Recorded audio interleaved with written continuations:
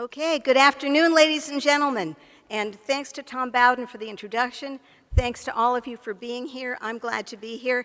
And the first thing I want you to be aware of is that you need to buckle up because we're going to go for a trip in my time machine. Okay? We're going to be going to revisit and to remember March 6th, 1974, when Ayn Rand traveled from her home in New York to West Point, New York, where she was scheduled to speak in the largest auditorium at the United States Military Academy. This was a very exciting event. Some of us here will remember what it's like to be in the room when Ayn Rand delivers a public lecture.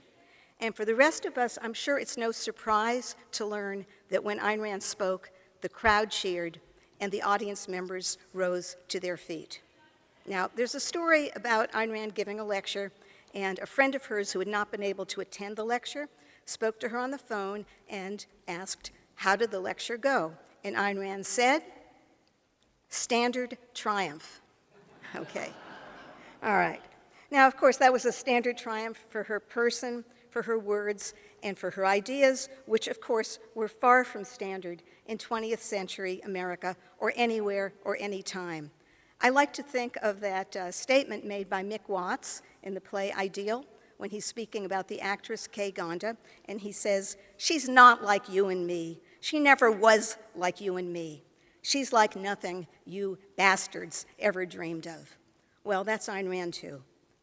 Nothing, like nothing you bastards ever dreamed of. Okay, now my talk today is about a speech.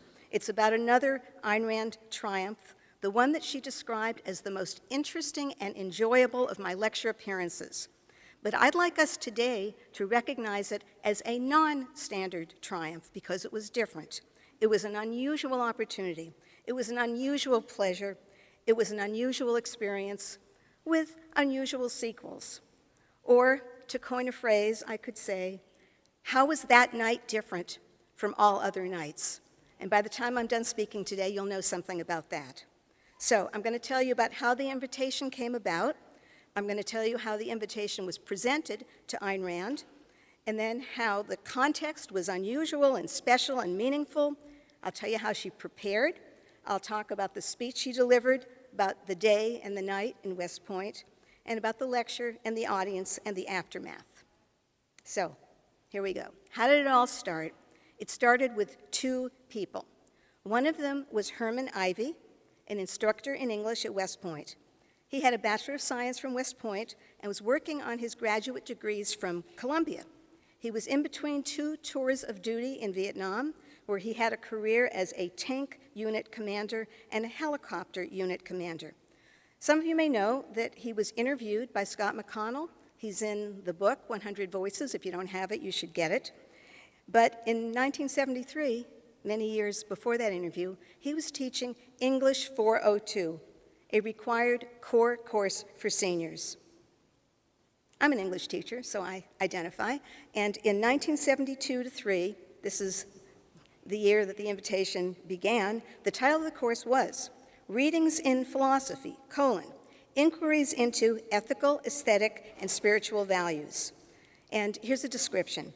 The official description of the course, its purpose was, in recognition of Socrates' principle that the unexamined life is not worth living, English 402 is designed to provide first-classmen, which meant seniors, an opportunity in the classroom to consider those ultimate issues of human experience loosely labeled philosophic.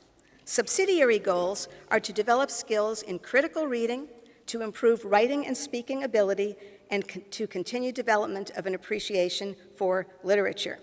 So that's the purpose. And then there was the scope. Within a broad context of philosophical inquiry, the course focuses on human values as they have evolved in man's quest for viable accommodation with life's uncertainties. Readings include expository essays, philosophical discourses, and imaginative literature, ranging among such authors as Plato, Aquinas, Kant, and Camus. Continuing emphasis is placed upon the development of oral and written expression. I've been quoting. Okay, so Herman Ivey, he was the teacher of that course. The other person who was in the car, the other person who's involved in our story is Kelly Weems, who was also an instructor in English at West Point, with also a Bachelor of Science from West Point and an MA from Indiana. Now, Herman Ivey mentioned him in his interview, and he said that Kelly Weems was the one who first suggested the prospect of inviting Ayn Rand. But he didn't say when. He didn't say how. He didn't say why. Well, I thought that I would like to find out, because it looked to me as if Kelly Weems was the prime mover for this event, so I wanted to hear what he had to say. And you know, it wasn't that hard to find him, because he'd recently published a book, Lost on the Road to Oz, available on Amazon, and I wrote to the publisher, and the publisher wrote to Kelly Weems, and then Kelly Weems wrote to me. And when I found him, I was very happy to hear from him. He was happy to tell his story. I was happy to hear it, and I'm happy to tell it to you. He really remembered things quite well. So now we can set the scene. We're in a car with Kelly Weems and Herman Ivey, and he knew Herman Ivey as Van, and I think other people did too, so you could call him Herman Van Ivey. And they were driving to New York. They were on their way to a dance performance. The officers were on their way to a dance performance. Not that they were going to dance themselves, they were going to see it. Dance, ballet, and modern was the basis for their friendship, even though, as Kelly Weems told me, Lieutenant Colonel Ivey outranked Major Weems in both military rank and intellect. And in the military, often they go by rank, but these were across ranks because they both loved dance. Kelly Weems thinks that they may have been headed for a performance by the Alvin Ailey American Dance Theater, and that's certainly possible, because that company was rising, it was thriving. In 1971, they performed at the New York City Center, and they performed at the Kennedy Center, so they were at the time a hot ticket, and that's what it could have been. But the important thing isn't what happened when they got to New York, but what happened as they were on the way. They talked about Ayn Rand. Kelly Weems mentioned that she lived in New York and thought she might be a good speaker for their students. And Herman Ivey was in a position to select a speaker, quote, within physical and financial range of West Point, unquote, and he agreed that she might be a prospect worth investigating. But the two of them thought that there might be some problems. Okay, problem one, they knew that she was an advocate of rational egoism. And even if egoism was rational egoism, the term egoism troubled them because it could mean anything goes, do what you want, let go of the reins. They thought that egoism led to the hippie mentality of lack of discipline, lack of restraint. And they really were not sure it would be a good idea for someone to come to West Point and to suggest that the cadets should let it all hang out. So that would be a problem. And then there was a related issue as part of the same problem, because this is the military. They believe in a tradition of doing what one has to do together. It's dangerous to fly, it's dangerous to fight, but we do it anyway. We're a band of brothers. We have an ideal of self-sacrifice, they believed. And they thought that maybe this military band of brothers would not comport well with individualism. Ayn Rand's an individualist, might not be a good fit. So that was problem one. And then there was problem two. Problem two was that she was well known as an advocate of capitalism. She's a defender of capitalism. But look, they thought, what's going on with capitalism these days? It has deteriorated. It has gotten contaminated, corrupted by government. They thought there was an evil association of big business and big government. Capitalism, hand in hand with government, is destroying America. Now, they were not pro-communists, and they understood about Ayn Rand's background with communism in Soviet Russia, and they didn't intend to support communism. But did they really want to have a speaker coming to campus to support capitalism, which had gotten corrupted? Well, I think that we can see that these problems were not entirely fantastical, but we can also see that they weren't really problems at all. And Ayn Rand would have been capable of addressing those concerns if they'd asked her, and that we ourselves can understand what the right answers and solutions are to those problems. So solving problem one, rational egoism is a moral code regarding living one's life for one's own sake. It's not hedonism, it's not taking unfair advantage, it's not about surrendering to whims, it's not a recipe for being a hippie. And rational egoism doesn't contradict the principle of the armed services, given that the military is one of the proper functions of the government to protect men from foreign invaders, and she actually made that point explicitly in her speech. Okay, so that's problem one. Problem two, the involvement of big government with big business. Well, the issue doesn't have to do with size, but with the corruption, with the need for separation of state from business. She did not favor the interference of the government in business. She was an advocate of laissez-faire capitalism. Well, she wasn't there to tell them about it on the drive, and this was a concern for them. We weren't there to explain it to her. But a few days afterwards, they thought about the matter again, as Kelly Williams remembers, and Herman Ivey said, this might be a good idea. She was popular, I'm quoting. The cadets loved her, and she would make good publicity for the academy. She would certainly be intellectually challenging. And there were also the academic advantages to inviting her for his course. I'd read her work, said Herman Ivey, and knew she could provide the kind of generalized overview of philosophy that was needed. And besides, she was a very well-known and famous person, and would be great to have someone like that come to my program. Now, he had high standards for his guest lecturers. What he said was, I like to go out and find a real artist, a real scientist, or a real philosopher, and somebody who really did those things that we were reading about in the classroom. Okay? And then they had one other useful thought. This is Kelly Williams remembers. There was also the probability of a little know your enemy. In a 24-year career, an officer would spend years in the advanced course and the Command and General College and the War College. They all taught that the more you know about an opponent, the easier to defeat him. Knowing the range of his guns, the number of his tanks, the location of his reinforcements, all gave an advantage. So, she comes here. Her ideas might be a good target to shoot down in class, unquote.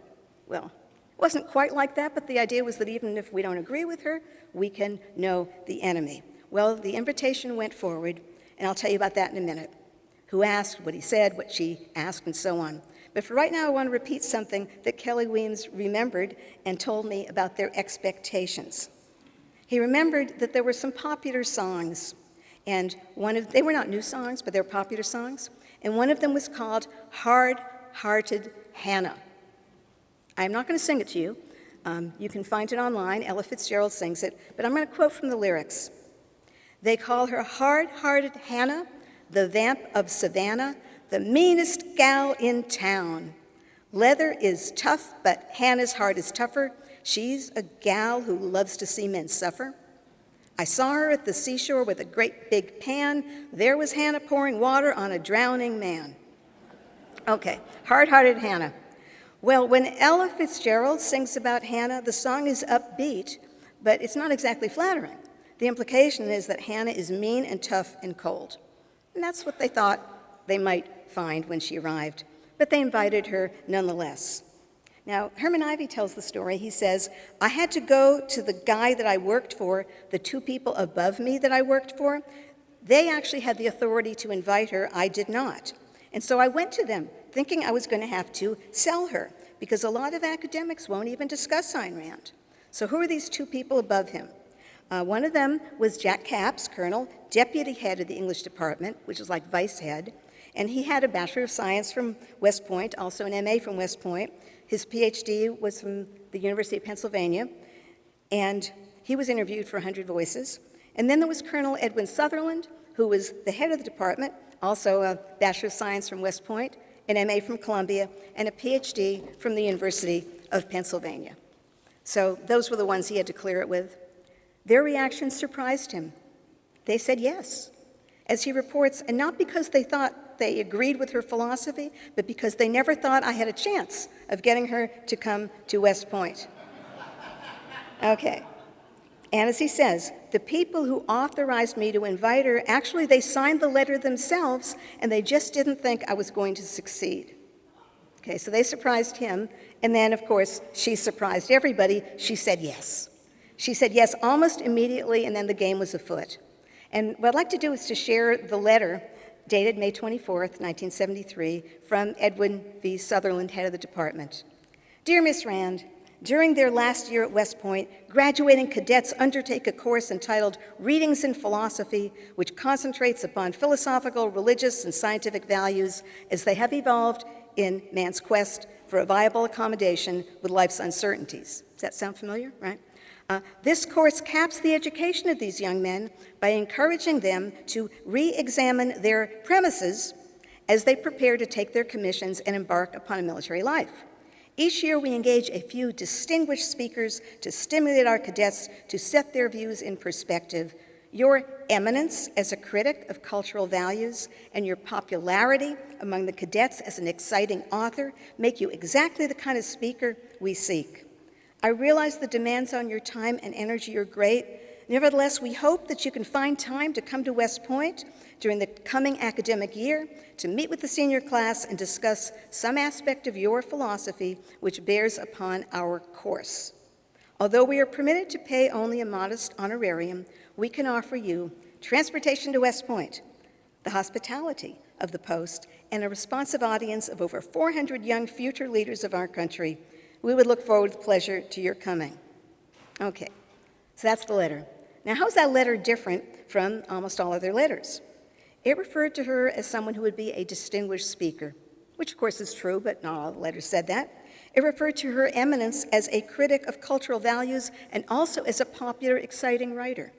I think that was important because both of these things were true, and they were true of her.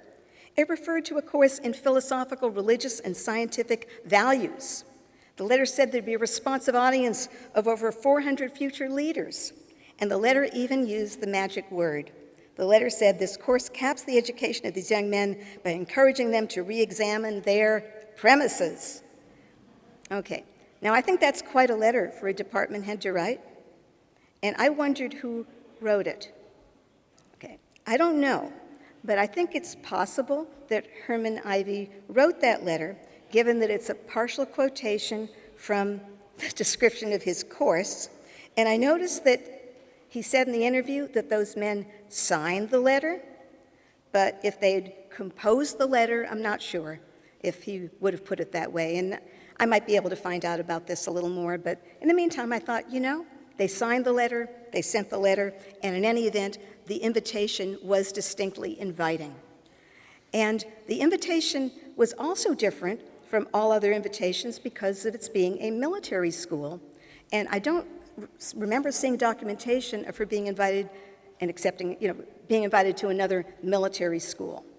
Now, here's something else that I thought was interesting about the whole experience, and I think was interesting to Ayn Rand.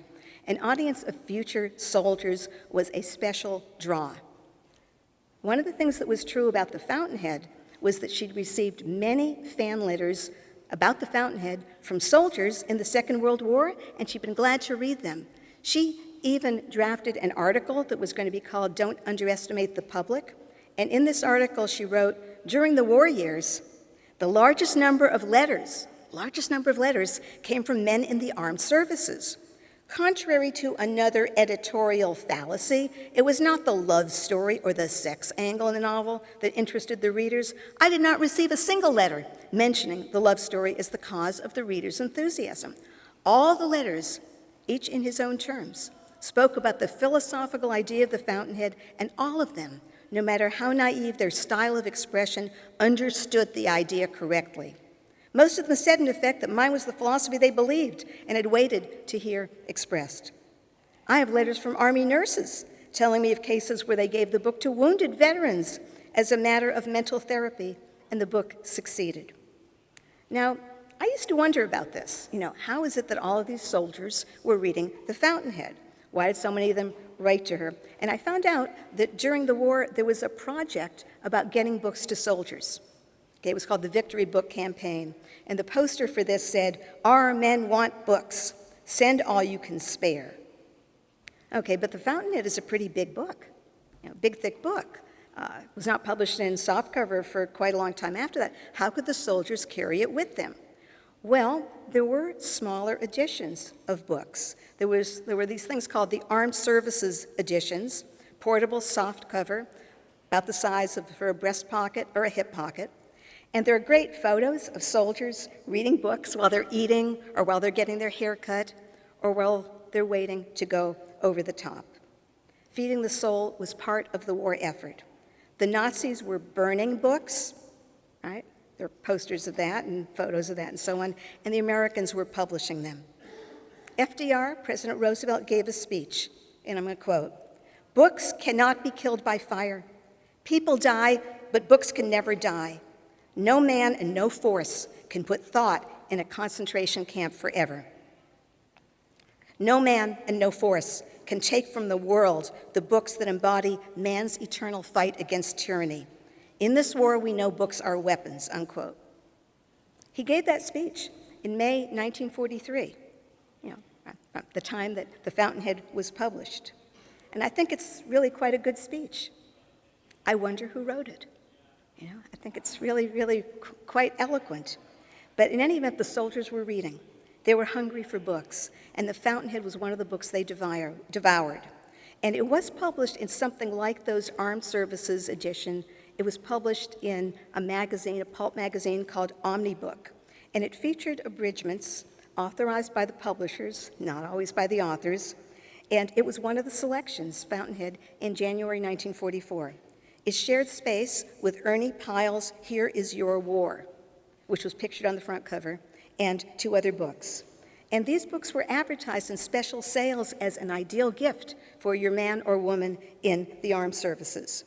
Now, Ayn Rand, when she saw the Omnibook version, for which her approval had not been solicited in advance, which of course was not the way it was supposed to be, she said she could have done a better job of abridging it in the same space, but it was, quote, "not too awful," unquote. All right, and that's a Medal of Honor for something that's been abridged without her permission. And I think that this is the way that many of the soldiers read her books.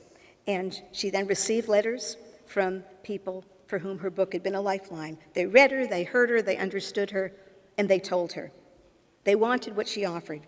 And now, years later, she's being given a chance again to speak to future soldiers, hundreds of them eager to listen. I think that was a big draw. So she replied almost immediately, saying that the invitation was an honor she was happy to accept. And she asked about the format. She's a professional. Was this going to be a seminar-style discussion or a lecture followed by Q&A? And she also wanted to know about the date. Now, she had a lot of experience as a public speaker. Okay? In 1936, after the publication of We the Living, she'd given several public talks about Russia. In 1940, she gave 6 performances a day, speaking and answering questions when she was actively campaigning for Wendell Willkie. He lost. She didn't lose. She enjoyed giving those speeches. And then, after the publication of Atlas Shrugged, in the late 1950s and in the early 1960s, and up to the mid-1960s, she was speaking at many colleges and universities and in large public crowds. But at this time, in the late 1960s and in the 1970s, she was limiting her speaking engagements almost exclusively to the Ford Hall Forum, her favorite place, and with rare exceptions, she was turning down invitations to speak elsewhere.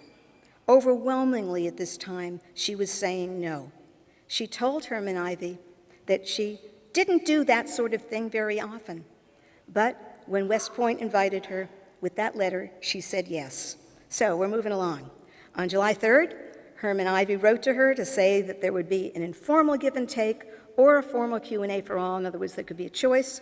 He also said, this is a quote, "We sought you out because we think you can fire a young man's inspiration as well as kindle his thoughts," unquote. And then she said the format was agreeable, and it turned out she didn't have to choose either or. She could do both, a formal Q&A and an informal give and take.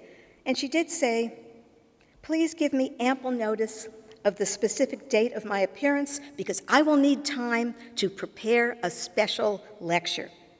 So she was going to prepare a special lecture for this night that was different from all other nights. She was going to customize her talk. Well, they arrived at a date pretty soon. Her assistant heard from Captain John Bergen. There might have been a phone call or two in between. He understood that she wanted a lectern and a formal Q&A, and then there would be a post-lecture reception for interested students and faculty. And then Herman Ivy's back in command of the situation. He writes to her in September with a course syllabus for 73-74, that year, and a course synopsis, along with the basic textbook and reprints and military texts. He told her that the course began with, quote, problems of philosophical meaning and value in ethics, methodology, and metaphysics, unquote, proceeding to, quote, questions of cultural meaning and value in religion, art, and science, unquote. And he told her she would be appearing about midway through the course and that she could choose if she wanted to deal with what they had talked about before or with what was coming up later in the course. Well, we know a little more about the course from Scott McConnell's interview. He said, Herman Van Ivy said, it was a one-semester survey of philosophy, consisted of a lot of brief primary source readings, just the kind of course designed to stimulate, to give some basic background in philosophical discourse, but to be a vehicle for discussion and to come to grips with major issues in life for the cadets at West Point. And now, he had not been in charge of the course from the beginning, but basically he'd taken it over and turned it into a different course. As he puts it, I organized it and tried to bring it to some kind of sense and meaning from this whole survey so it wouldn't be just a kaleidoscope of disparate and apparently conflicting ideas without any kind of framework on which to hang them. It sounds promising. And he also said that he thought she recognized that he'd done this and addressed herself to that in the lectures, giving it a kind of shape and meaning. And he pointed out she gave a lecture which could be referred to throughout the course of instruction, which indeed is what ended up happening. Now, that syllabus and the other materials he sent, the book and so on, they weren't in Ayn Rand's papers. She didn't keep that textbook or any sort of detailed course schedule, but I was able to get some additional information about the course from a West Point Red Book, as they call it, which gives information about syllabi and advisors and so on. And here's the reading list. There was this Monson anthology, Philosophy, Religion, and Science, Monson edited, M-O-N-S-O-N, he's the editor. There was a book called Arts and the Man by Edmund, it was on aesthetics, and then there were some works of fiction. There was The Moon and Sixpence by Somerset Maugham, there's The Heart of the Matter by Graham Greene, Brave New World, Aldous Huxley, Lord of the Flies, William Golding, Siddhartha, Hermann Hesse, and The Stranger by Albert Camus. So these were the literary texts, and then there was the aesthetics text, and then there was the big anthology. And the philosophy text included selections from usual suspects, Descartes and Nietzsche, Plato, Aristotle, Kant, Aquinas, Darwin, Dewey, Comte, Huxley, the other Huxley, Thomas Huxley, Hume, and many others. And you might remember that she referred in her lecture to a number of the people from that textbook. And then there was something else that he wrote to her. He said he would like to visit her in New York, and this happened. Now, the visit to her also had to do with his wanting to have a discussion about her terms, because she had said yes and she intended to come, but she wanted something from West Point. Initially, she said that she wanted the students, all 250 of them, in English 402, to read Atlas Shrugged. And that was a pretty big request, and Herman Ivy was worried. As he remembers, I had a lot on my plate, and I was juggling a lot of balls. I fully realized who she was and how fortunate I was to have her there, but nevertheless, the press of other concerns and responsibilities. I was doing my orals at Columbia University at the very time she was appearing, so it wasn't like I didn't have anything to do. Plus, I had a wife and 5 kids at home, so it wasn't like I didn't have anything to do. And I was a pilot, and I was keeping my flying time up. And it was incredible. But she said, I'll come and lecture your course, but as a prerequisite, you'll have to have them all read Atlas Shrugged. And so I thought, oh my God, we're not going to be able to get her. Well, he came, and he made a pitch. He said, well, we will make it optional, and the students who opt will get them copies, and they'll read it. And she agreed, and he was very relieved. 80 students said they were going to read the book. And then he's got another problem, right? How am I going to get 80 copies? And he remembered that he bought his own copy at a bus station.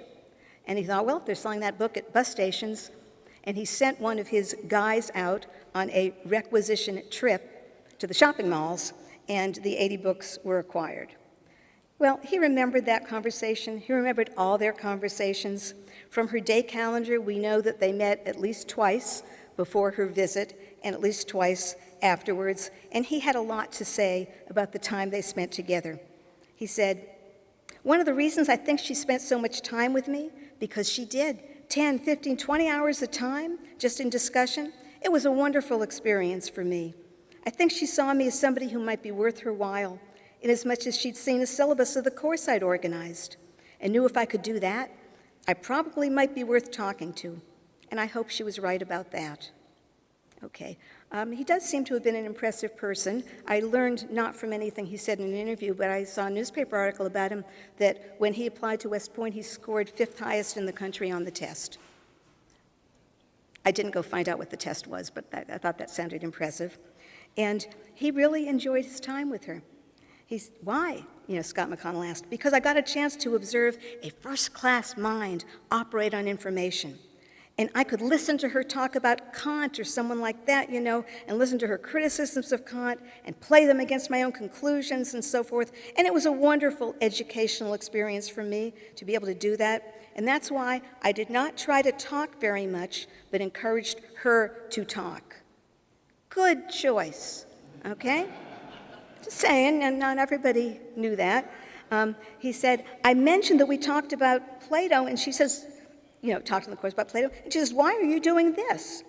And I said, "Well, the allegory of the cave is a useful thing because it's a springboard also into arts, into literature, and that brought us into aesthetics. Now, for God's sake," and the conversation would go on for hours. And he did comment, "I was the agent of her coming to West Point. She would never have come there if I'd not initiated the effort to get her there. And here was Ayn Rand.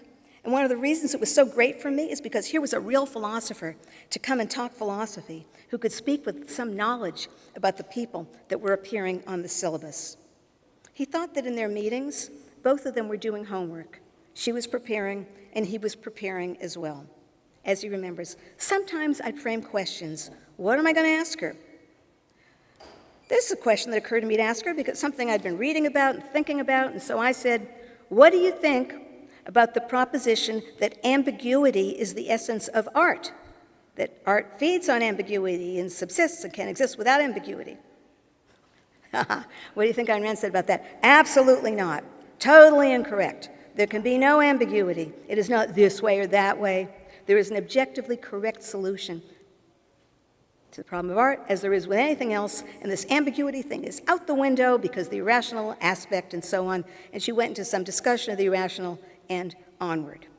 Okay, now, he respected her, you can tell that, and believed that she respected him. I think it's no wonder that this lecture ended up being different from all other lectures as an experience. Look at all the time and energy she devoted to talking to the person behind the invitation, and look how well he remembers it years later.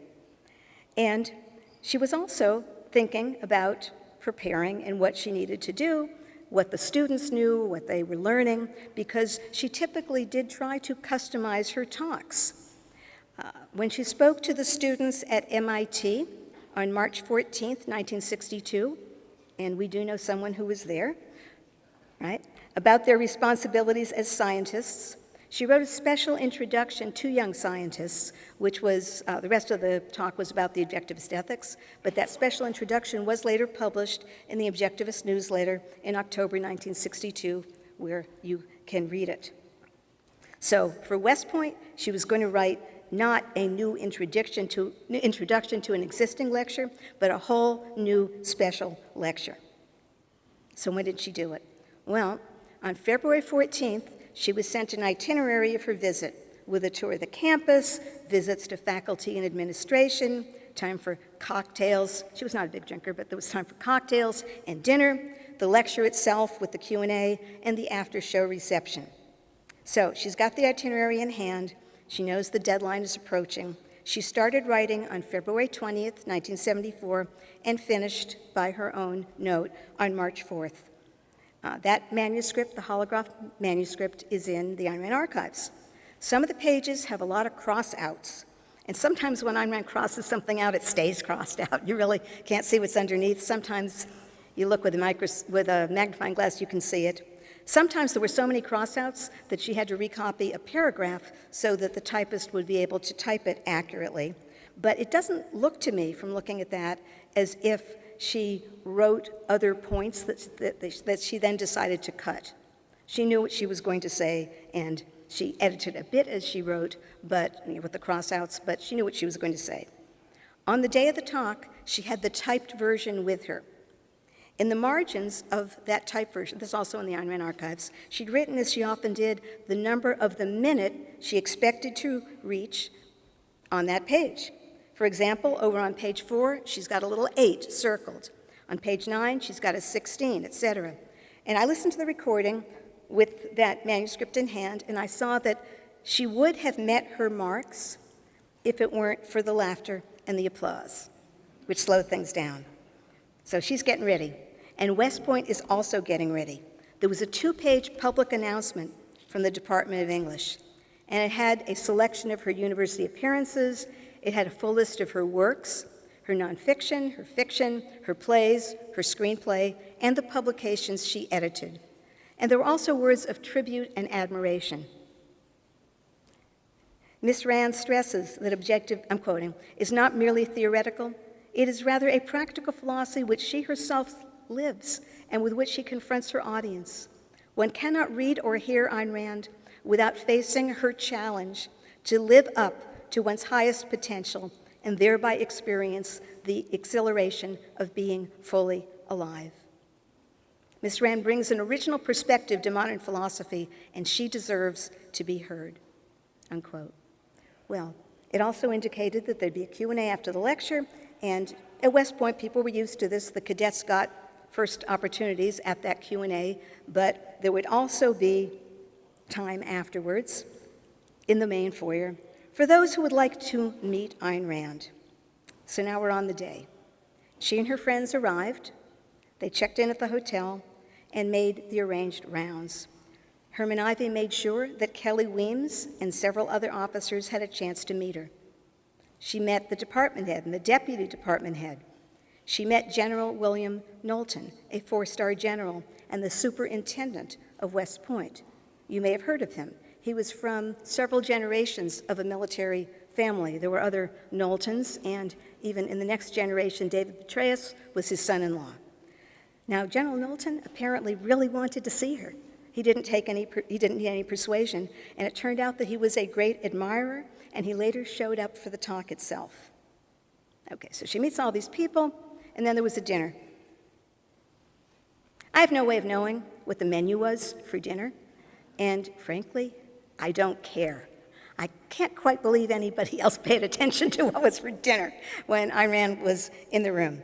So now we've got to the place of the lecture. And Herman Ivey tells us, we held it in the largest auditorium we had at the time. And I wouldn't be surprised if there were 1,500, if there were closer to 2,000 people there. There were probably 100 or so people standing in the back. Nobody alerted the fire marshal. The room's quite full. And I've heard from someone who was there that night that there was also an overflow room for people who couldn't be squeezed into the room. It was not unusual at West Point to have a large audience. Herman Ivey says, when Lauren Isley showed up, I had a huge crowd. People came from everywhere, but not like when she showed up. At the talk, he made the introduction. As he says, when you're dealing with someone who needs no introduction, there's no point in fooling around because they want to hear her. They're not there to hear me. But I did make a couple of remarks about the range of her philosophical writings and her literature and turned it over to her. He later commented, when I introduced her at the lecture, one of the things I noted was that no matter where you go in your reading of philosophy, you will usually find she's already been there. And I'm aware from my discussion with her and everything, a criticism that's been made against her is that she doesn't really know, hasn't read a lot of philosophy and so forth. And he says, but the ideas of those philosophers, she has visited those ideas, which he knew. So he was drawing on his experience with her, his conversations with her, in order to bring to the public, in introducing her, what he had learned. And then she spoke. What I've been trying to do so far is to take you behind the scenes, tell you what you might not already know about the speech. The speech itself is preserved on tape. and also in print in more than one way, so I won't cover everything in the speech because you can read it and hear it for yourself. But I want to address some of what she has to say. She starts with a self-introduction, since I am a fiction writer. And she tells a story about a spaceship that crashes and the questions the emerging astronaut would have to ask. When you regain consciousness, from a spaceship, gets out of control, crashes on an unknown planet, 3 questions in your mind would be, where am I? How can I discover it? What should I do? And then she explains that you might commit evasion, you might be afraid to look at the sky, to realize how far you might be from home. You might look at your instruments and think, how can you trust these instruments? How can you be sure they won't mislead you? Now you begin to wonder why you have no desire to do anything.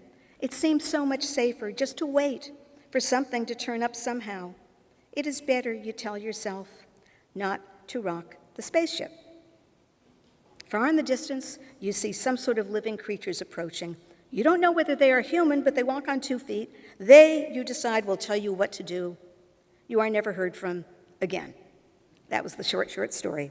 And then she explained that most people live their lives in the way that the reckless astronaut did, and they don't ask those questions that they need to ask. Where am I? How do I know it? What should I do? And then she explains that those questions are addressed by metaphysics, epistemology, and ethics. And she says, if you have not consciously considered your convictions in relation to these branches of philosophy, you are living by the thinking you have done or failed to do, and mostly the latter. She explains how catchphrases are expressions of philosophy, including several from the philosophers in the textbook the students have been reading. You can hear on the recording how the students responded to that. She referred to Hume, and he's there in the book on pages 123 to 132. She refers to Plato, pages 161 to 168, to William James, page 101, Kant, 82 to 91, Dewey, 104 to 112. She didn't go in order, through the textbook. She did it by the order of thought. And she explains that you need to shape your soul to weigh and consider the ideas that matter. What you don't know can hurt you. She tells them in the military, self-defense depends on knowing your enemy, the very thing that Kelly Wimes and Herman Ivey were thinking of in bringing her there. She praises them for their honor. She differentiates military service from self-sacrifice.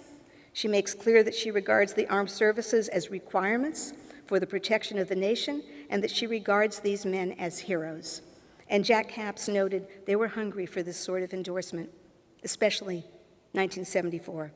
So it's a speech for those West Point students and also for anyone who wants to live. And it's beautifully structured. It starts with fiction, it continues with questions, it concludes with a call to be dedicated to the best within us. And I want to mention a couple other things.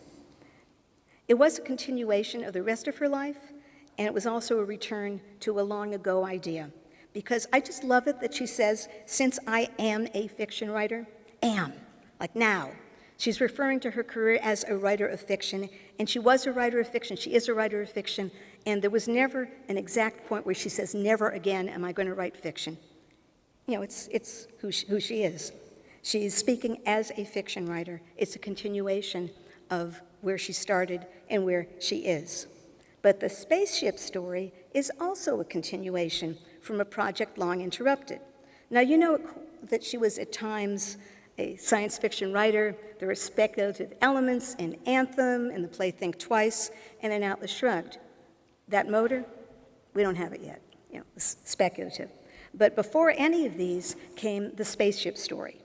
In her early years in the United States, she thought of writing what she called the airship story, the airplane story, the spaceship story, about a large interplanetary airship that goes out of control.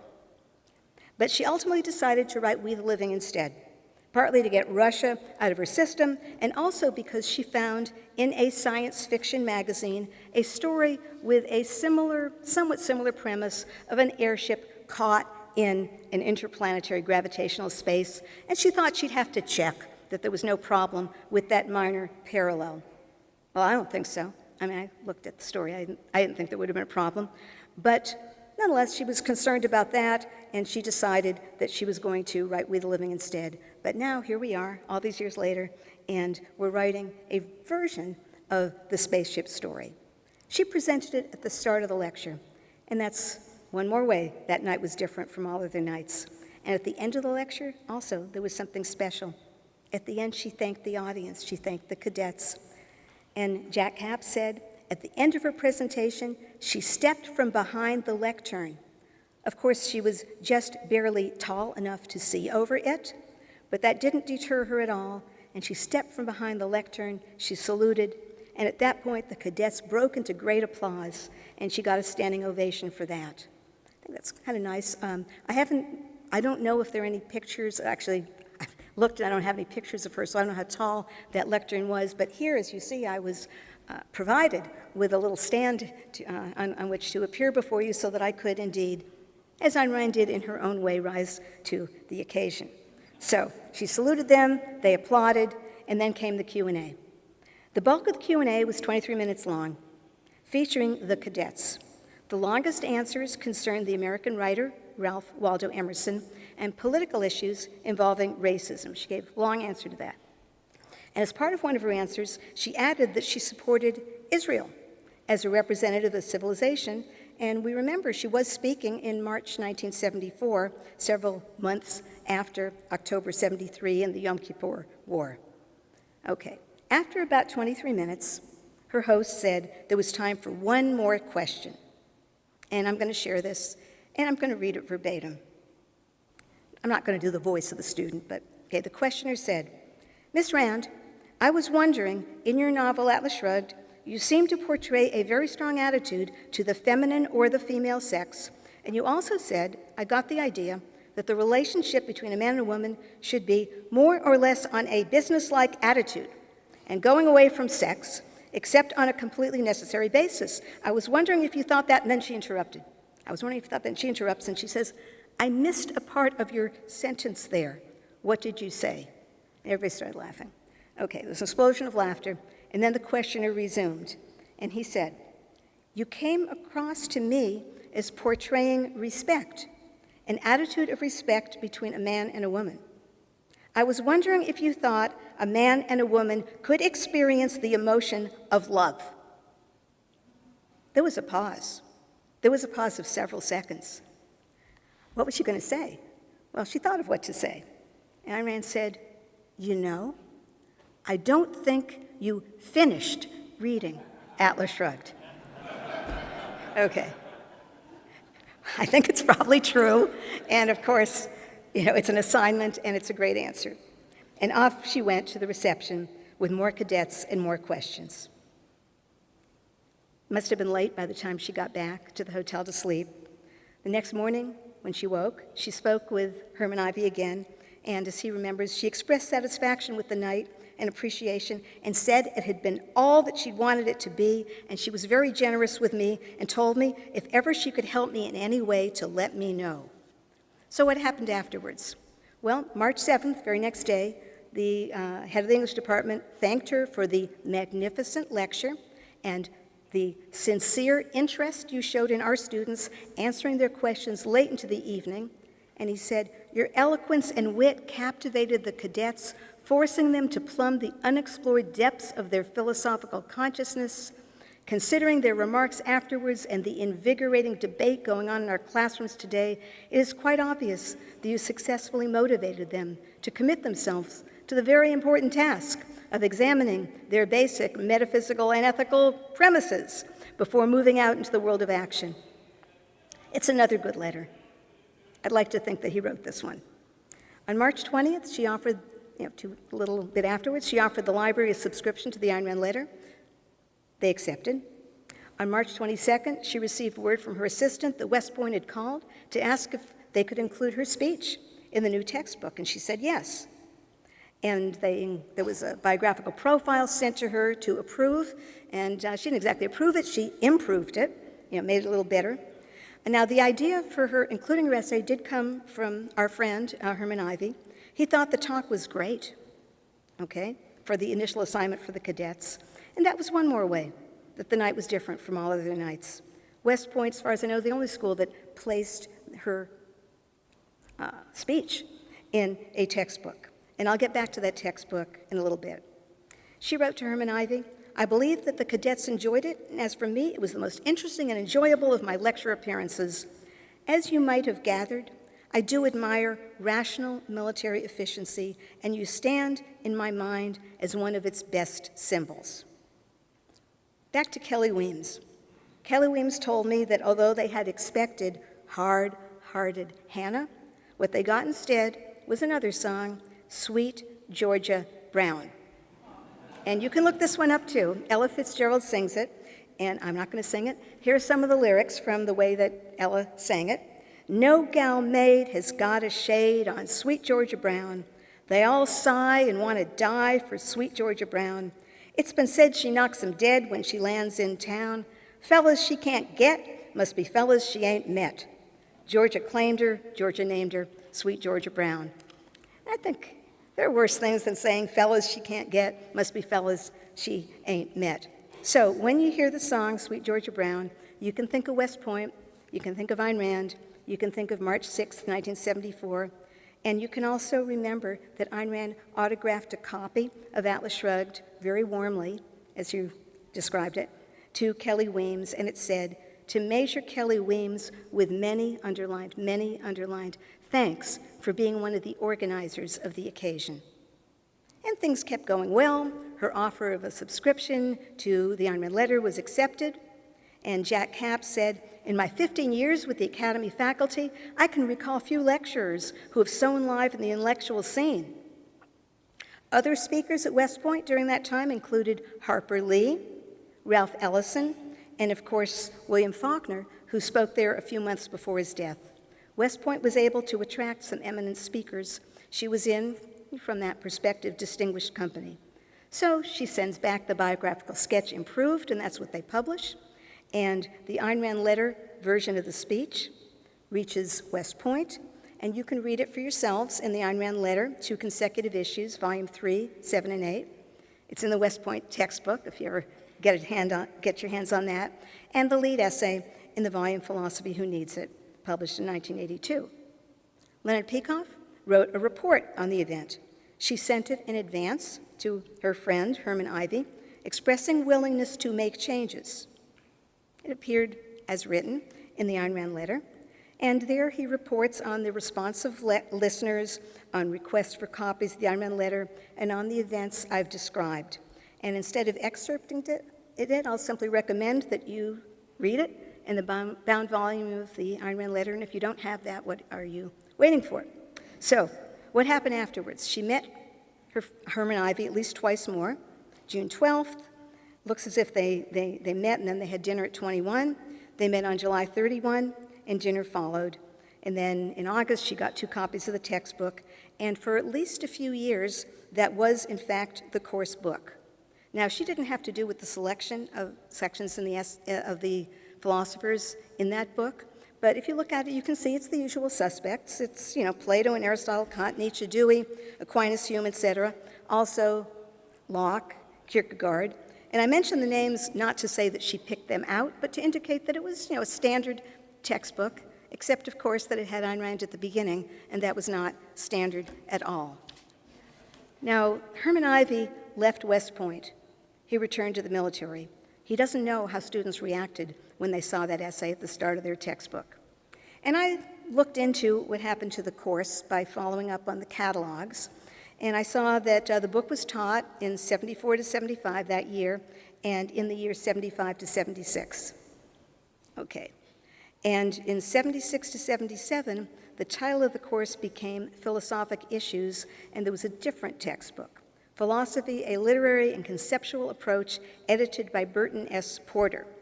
And this also had a lot of the usual suspects, but it also had literary excerpts from Sophocles, Alexander Pope, Shaw, Archibald MacLeish, Ionesco, Pirandello. And these excerpts were not complete texts, and they were described as being there to illustrate the philosophical ideas. And I have to say, that as a literature person, I have a bit of a problem with using excerpts in that way.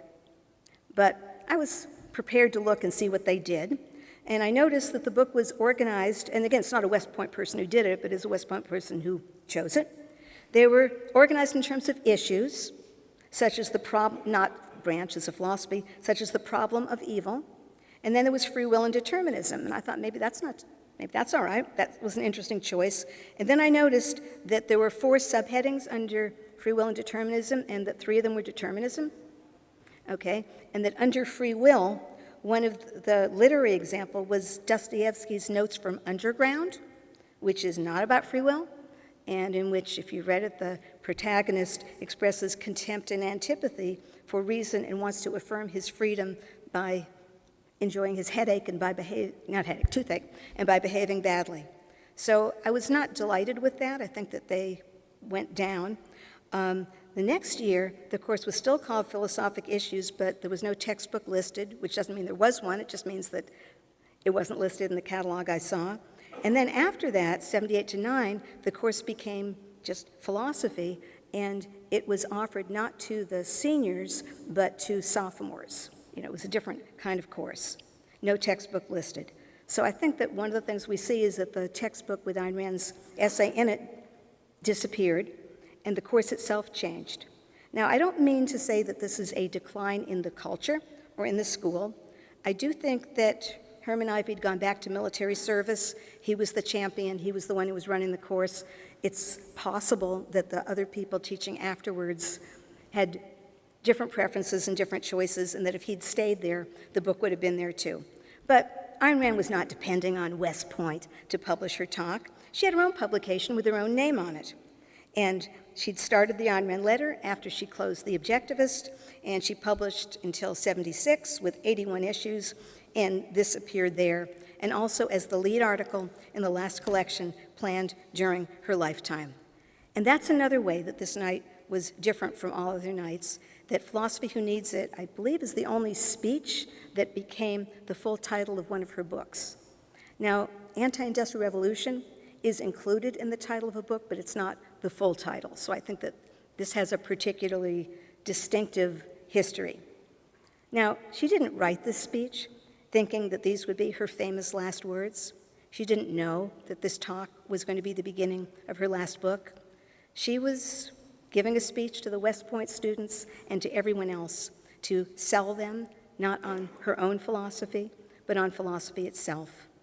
And in a way that I think is also different from all other nights, it was both. So let's remember what happened here.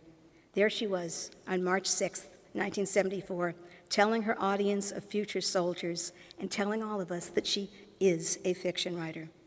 And she wanted the students to know, as she did in a speech more than 10 years earlier at Yale, that they had choices, that we all have choices, that we can direct our minds. And this is one of my favorites of her speeches. And what she told them was, she said, "This then is the choice. Think it over. Consider the subject, check your premises, check past history, and find out whether it is true that men can never be free. It isn't true because they have been. Find out what made it possible. See for yourself. And then if you are convinced, rationally convinced, then let us save the world together. We still have time." Well, she said, see for yourself, think it over. She always said that. So, science fiction premise, spaceship story returns, but it's not a philosophy for spaceships. It's a philosophy for living on Earth. Now, you know what her favorite novelist was Victor Hugo, and she quoted what he said, that if a writer wrote merely for his own time, I would have to break my pen and throw it away. She agreed, and she never broke her pen and threw it away. She didn't write merely for her own time. She didn't intend for her words and thoughts to be as ephemeral as yesterday's news. She always spoke for the here and now, but not just for the here and now, for always, like philosophy itself, which is needed and which matters as long as human beings are human beings. And that's what the speech is about. And it's relevant to her own speeches and to the speeches of her fictional characters, because they make speeches, and their speeches are always related to a particular time and place and audience, but also of great value to everyone, anywhere, always. She devoted attention and thought to the setting, but she always had something to say for everyone, anywhere, always. And it's always our job to listen. Thank you.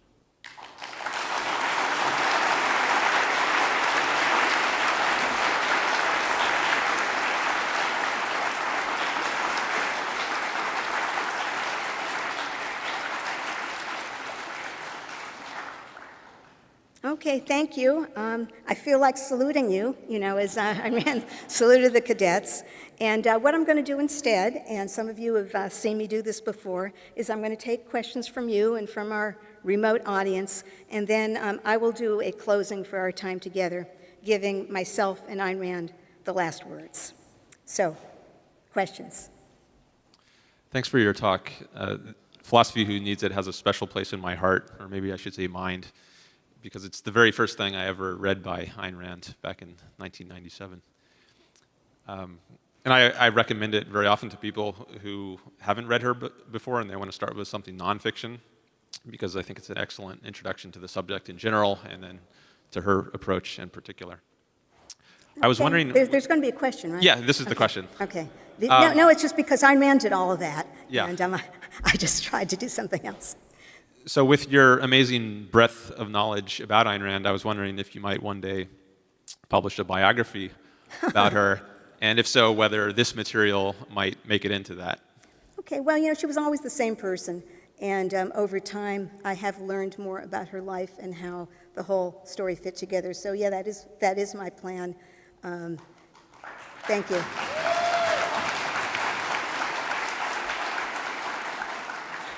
Thank you. Hi, I was wondering if you could talk about the connection between Rand and Robert Heinlein. I'm under the impression there's some... Okay, so we have a question about Ayn Rand and Robert Heinlein, because I guess the science fiction element is what came to your mind. I think that it's more his interest in her rather than her interest in him specifically. We don't have any of his books in her collection. I will tell you just two things. One is that he did explicitly mention her in The Moon is a Harsh Mistress, which is a book that I would recommend as reading material, not necessarily as thinking material. But any of you read Grumbles from the Grave? It was a posthumous collection drawing on his letters and so on. Okay, well then I'll tell you what he said in there. I've not looked at his archives or seen the original letter, but one of the things that he said in there was that he really liked The Fountainhead, and that he thought that it would be good to do a book like The Fountainhead, but not about architecture, but about art.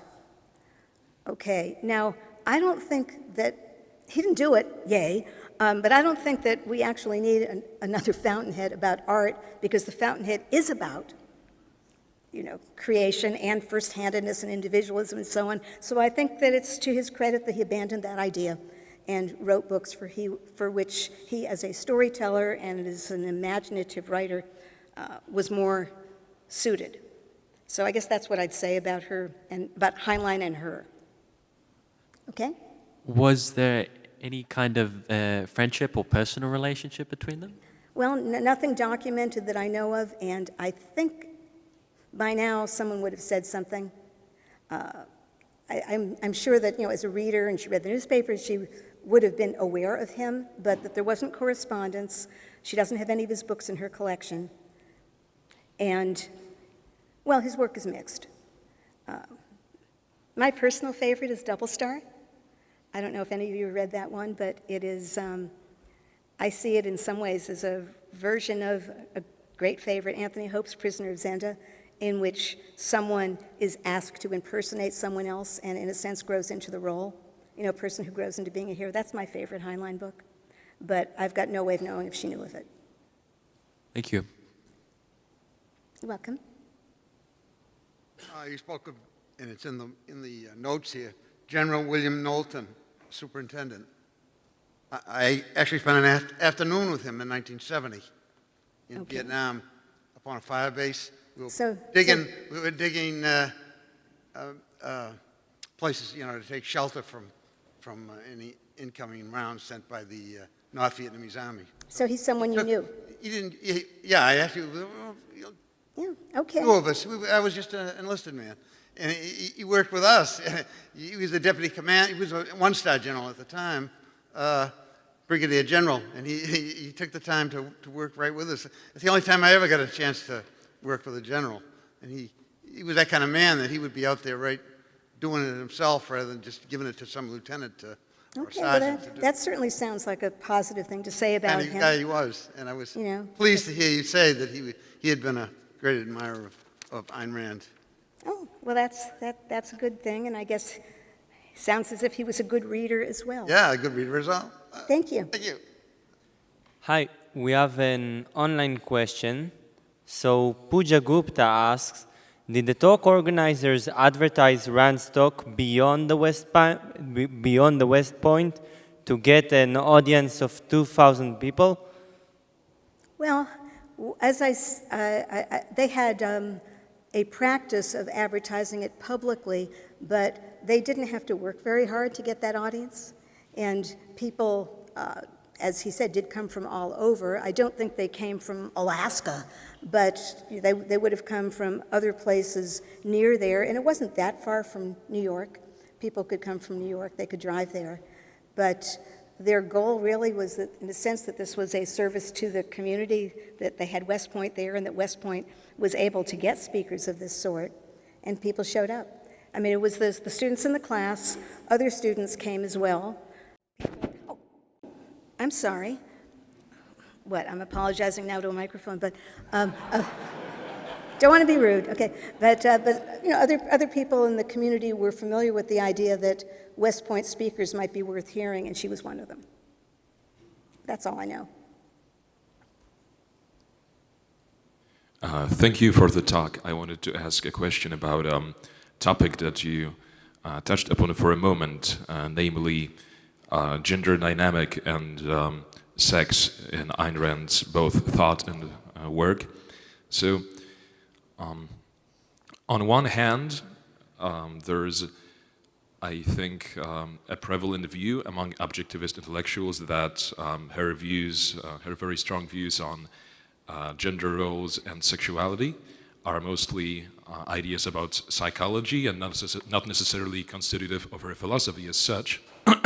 But on the other hand, like when you read the famous controversial essay on female president, it's very clear to her that she thinks those ideas should be obvious just from reading Atlas Shrugged itself. So my basic question is, how did she herself think about these issues? Did they form for her a part of her philosophy, or did she demarcate them somehow from? Did she make like a clear demarcation between her philosophy and her views of sex and gender that were still like obviously important to her? So yeah, that's something. Okay, so you're taking off from the rather inept question that the student asked to a more focused question about what her views were on gender roles. One of the things I can sort of start with pointing out that, as you can see from what the student asked, he really didn't understand the book. I think she was probably right that he didn't finish reading it. He probably read the scene between Dagny and Reardon at Wyatt Junction and thought that this is a model for how things ought to be, as opposed to Reardon having some wrong ideas that need to be corrected. So I'll sort of deal with the student here. He probably didn't get past that. As far as Ayn Rand's views and the way that they're embodied in her fictional characters and in her own experience, I think that she actually does quite a good job of explaining how she's not talking about intellectual capabilities or limitations. She's talking about roles in sexual relations, and she's talking about between a man and a woman. It's also true that since you brought up the woman president, you do know how that came about. What happened is that she was asked, what would you do if you were president? And she said, sort of as the press says, well, I wouldn't want to be president. No one would want to be president. And then she launched into her views.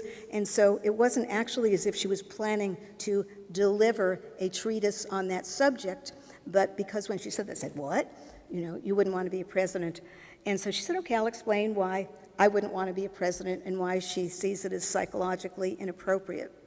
What I think is true is that, I'm pretty sure this is right, she had, of her publications, she had some that she wanted included in the Philosopher's Index, and Alan Godhelf was active in that, and it didn't include everything. I'm just saying, it's not that she didn't write it. I mean, and she did believe it, but it wasn't as if she said, okay, pay attention now, I'm telling you something that is deeply philosophical and vital to my philosophy that you need to understand. So it's got something of a different status, and she might even have sent it in and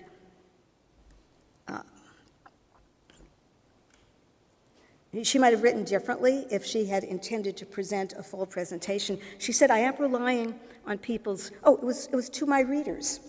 Okay, I think that counts too, that she is expecting the context of the novels to fit into her explanation, and she's asking you to think about her novels, and are there women in there who'd want to be president?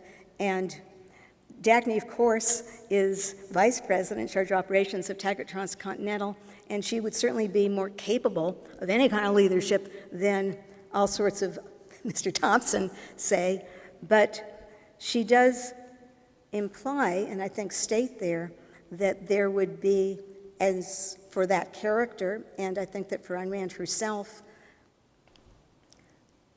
a challenge in being a woman in that kind of leadership role. I think Leonard Peikoff has said that, well, it doesn't actually mean that depending on your choices, you shouldn't vote for a woman president because you're concerned about her psychology. What I think is very powerful, though, and maybe I'll make this the last thing, because she thought that she'd said enough in asking you to think about her characters, and that might be a good lead in you thinking about it. If you think about her characters, is that true? Is that true? If we reversed the genders in Atlas Shrugged, what difference would that make? Just sort of thinking about that for a minute, because that was the way she thought of her characters. And it wasn't Joan Galt, okay? And it wasn't Daniel Taggart, it was the way that she pictured it and in that story. By the way, I do hope that everybody here has read Atlas Shrugged. Just, inadvertently, there may have been a few spoilers dropped, but I think that would be a good way to think about that issue, and especially that she meant it to my readers, and not as, okay, everybody sit down, I'm going to explain to you my philosophy on this issue. Thank you. I'm super interested in learning more about the Q&A session that she had after her West Point lecture. Is there any transcript or something that we could read? Okay, well, there are a couple of ways to get it. One thing you can do is to buy from the bookstore. The Q&A is on there, and you can listen to it yourself. Another way you can get the materials, some of it is in Ayn Rand Answers, and there's a particularly controversial question where she's talking about racism, and that one, there is a verbatim transcript in the companion to Ayn Rand, edited by Ellen Godhelf and Greg Salmieri. I don't remember the page number, but it's in there. There's a transcript of what she said. So those are two ways that if you're interested in that answer, that's one way that you can definitely get it. And as far as the others, you can listen to the tape. Thank you so much. Sure. Thank you very much for that talk. I'm curious if any of those cadets in the class of '74 went on to achieve senior rank or other high stations in life and attributed that lecture to maybe their success or at least their philosophy. Okay, I think that that's a good question, and it's one I don't know the answer to. I was able to get a list of people in that year, and you don't actually get the emails. You can try to make contact. I did make contact with one person, and I didn't get information that added substantially to what I presented here. And so I didn't go through the process of saying, is it okay to quote you and so on. So, but I think that's public information. If you go to the site of West Point, you can get the names of the people, and there's a way that you can search. You can send a message, and maybe they'll send it on to the person. Or you can do a sort of usual, the way you look for people when you can't find them. You put their names in, and you get all kinds of inaccurate information, right? But, so basically, I did a little bit of that, and I wasn't making a lot of progress. So I got a little information, but I didn't get someone who said, oh yes, that was the day the universe changed for me, but it could just be I didn't reach the right person, and that 50 years ago, not all of those people may be answering their email. Sorry.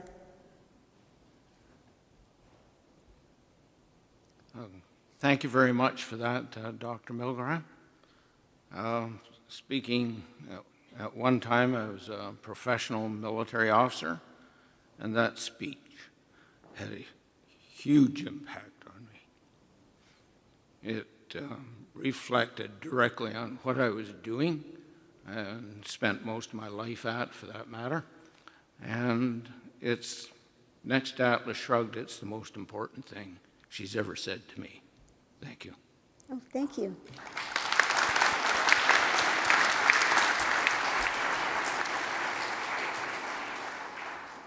You mentioned that somebody who attended the MIT talk.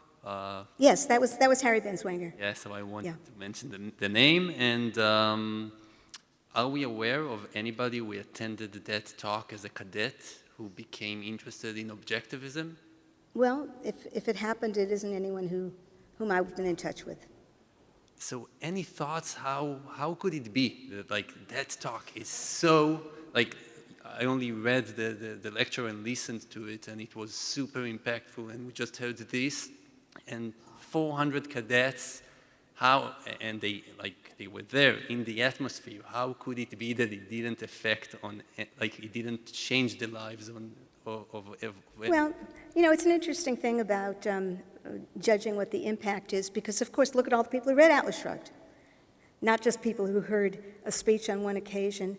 And one of the things that I think is true is that changing a mind can take time. And also, we don't know everybody. We don't know people whose lives and minds are affected. I'm a teacher, and I have a lot of students whom I do not hear from, but occasionally I do, and they say back to me something that I said that, oh yeah, I did say that, because I prepare, but I wouldn't have known if they didn't tell me. So I guess there's not a scientific experiment here to say that there was no impact, or that just because we don't know the absence of the information doesn't mean that there was an absence of impact. So that's the best I can say. I am going to take my own time now and do a conclusion for you, because I want you to have a little perspective. And what I've been trying to do is to give you the content and the context and the consequences of that speech, because it started with a spaceship, but it was a philosopher who lived on Earth. But in what I said, you might have heard echoes of something else about that night that I haven't yet mentioned, because there is always the calendar. You know, we have the dates of the years in We the Living, because we're watching the events of the novel against the Soviet regime. We have dates of the years in The Fountainhead, right? And you know what the significance there is at the beginning of the novel, it's 1922, and Howard Rourke is 22. So as you read through that book, you know, he owns the century. And if you know how old Rourke is, you know what year it is, and vice versa. Now, when it comes to Atlas Shrugged, we also have an interest in the calendar, even though we don't know the years, but we know the date of the month.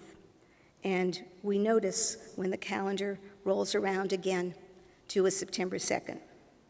Well, Ayn Rand's college major, as you know, is history, and history is concerned in part with a record in time. So you know where I'm going, right? March 6th, 1974. And eventually the calendar rolled around to March 6th, 1982. And Ayn Rand never broke her pen and threw it away, but that was the day we knew that she had put it down for good. Now, just to think about what that meant, because she was asked what she thought would happen to her after she died. And she said, I assume when I die, I will be buried. We know we have a body and a mind, and neither can exist without the other. Therefore, when I die, that will be the end of me, the person. I don't think it will be the end of my philosophy.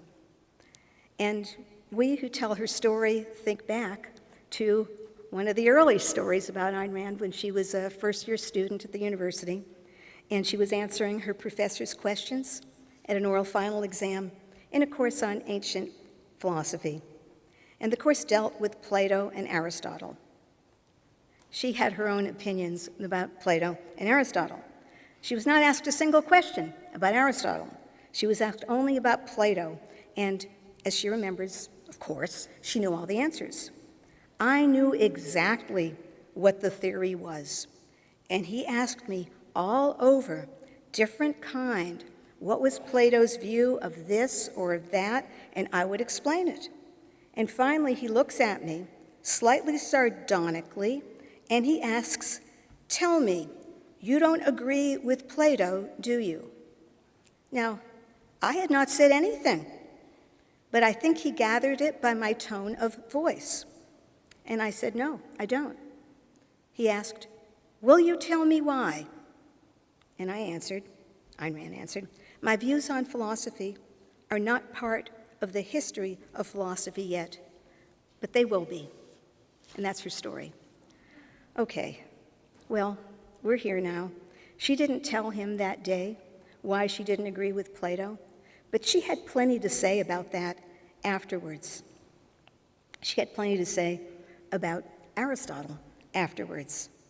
And I think that part of what we see happening here with this special opportunity was that her views on philosophy were also views on the history of philosophy, and that she could speak about that.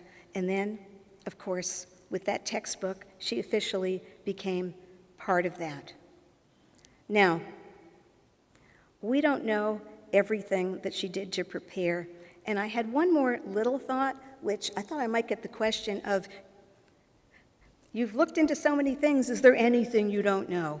And yeah, there are many things I don't know, but here's one particular thing I don't know, but I thought was interesting. In her speech, she does talk about not surrendering your moral autonomy to anyone. And I looked at that and I thought, you know, that's not the way Ayn Rand generally wrote. That's not Ayn Rand's language. Right? Moral autonomy, I looked. I did not see it. And then I looked a little more, and I saw that moral autonomy with a different meaning is an expression associated with Immanuel Kant. So it looks as if on this occasion she is taking a Kant term and using it to mean something else. And I thought, well, how did that happen?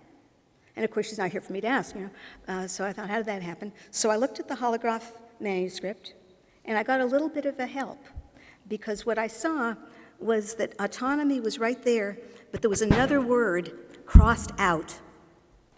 I already told you, it's very hard to read things that Ayn Rand is crossed out. If she crosses out, it's supposed to stay out. But, you know, I kind of got the magnifying glass, and I look at it, and I see under there, under the cross out, it says sovereignty.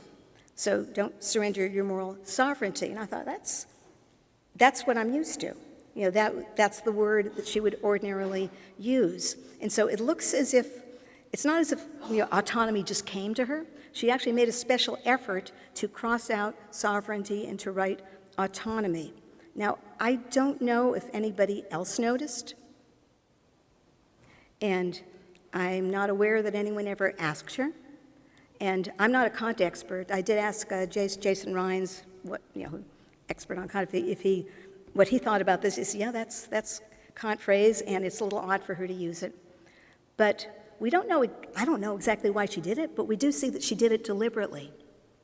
Possibly it was a little nod to the students thinking they might catch it, although the selection in the anthology they used didn't actually have it.